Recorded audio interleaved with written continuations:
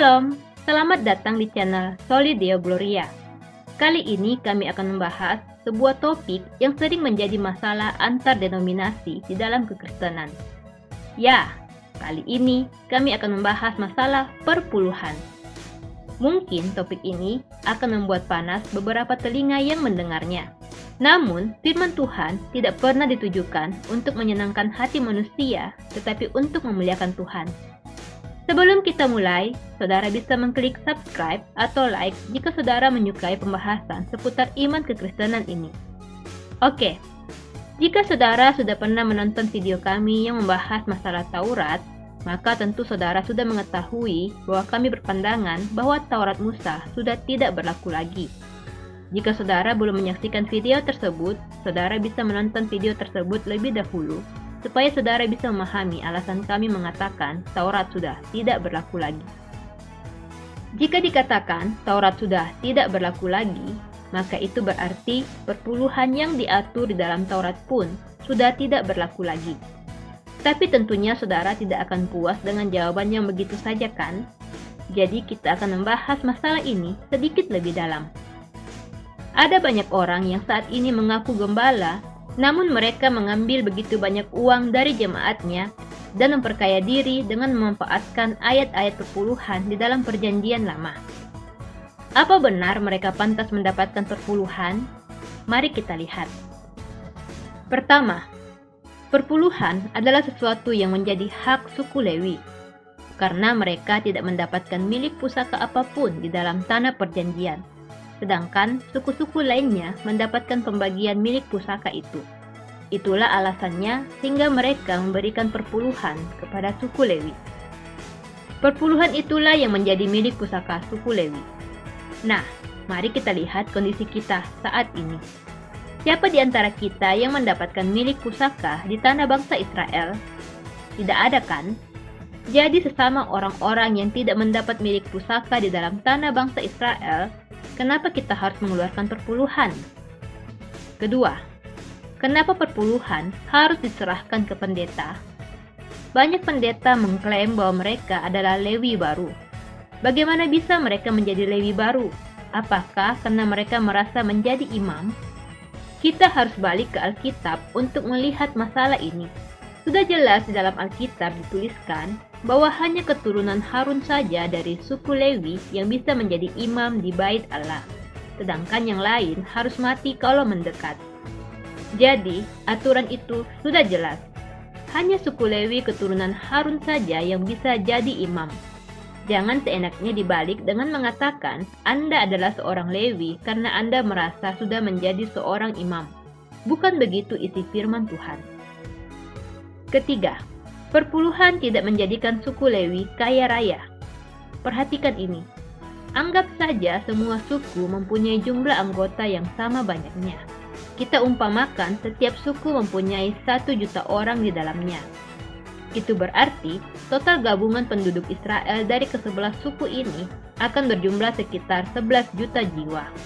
Jika 11 juta jiwa ini masing-masing mempunyai penghasilan 1 juta rupiah, maka total penghasilan ke-11 suku adalah 11 triliun rupiah.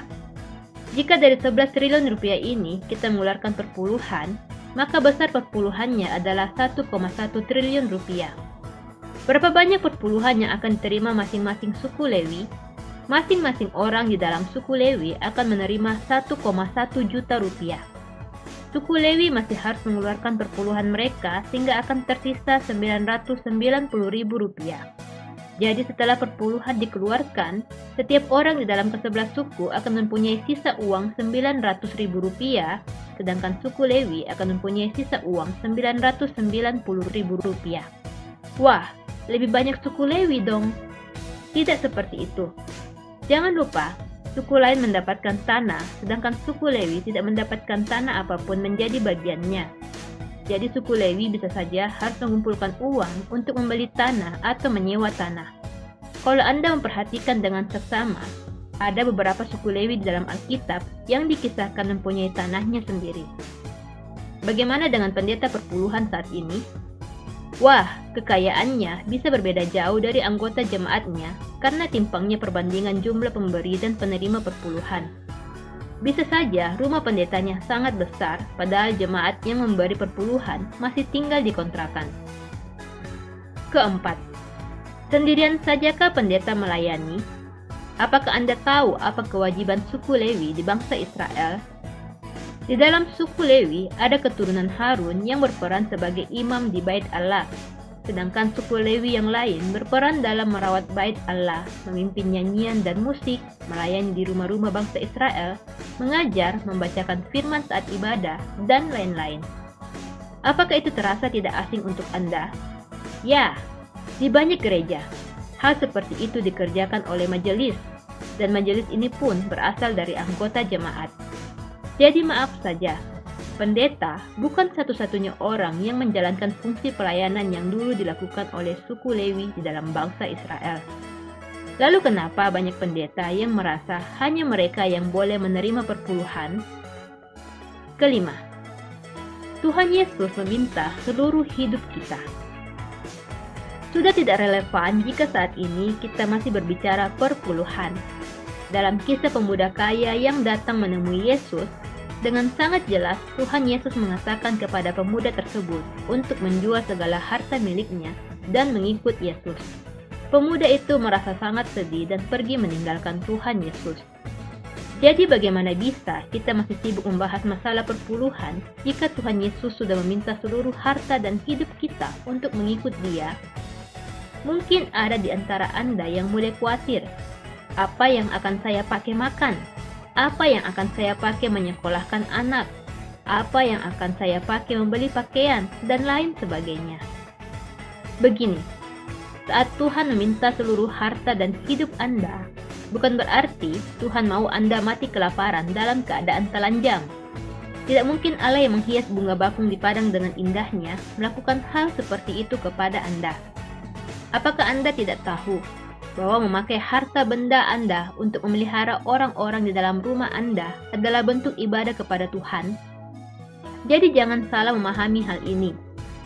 Yang dikehendaki Allah adalah kita memakai seluruh hidup kita dan seluruh harta kita menurut jalan-jalan yang ditetapkannya, yaitu jalan-jalan yang penuh kasih bagi diri kita, keluarga kita, dan sesama manusia demi kemuliaan nama Tuhan. Jadi apakah kami mau mengajarkan agar jemaat tidak perlu membiayai hidup pendeta? Tentu tidak. Firman Tuhan sudah sangat jelas mengatakan agar kita membayar upah orang-orang yang bekerja sebagai pelayan dan pemberita firman Tuhan di dalam jemaat.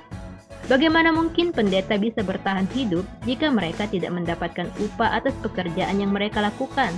Dan bagaimana mungkin pendeta bisa tetap mengembalakan jemaat jika mereka tidak bertahan hidup dari pekerjaannya itu?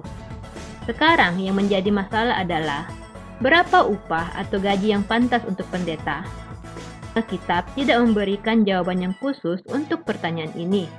Namun, jika kita merujuk pada pengaturan perpuluhan yang dilakukan Allah di tengah-tengah bangsa Israel, maka jelas terlihat bahwa Allah menghendaki para pelayan firman hidup dalam tingkat kesejahteraan yang sama dengan orang-orang yang dilayaninya.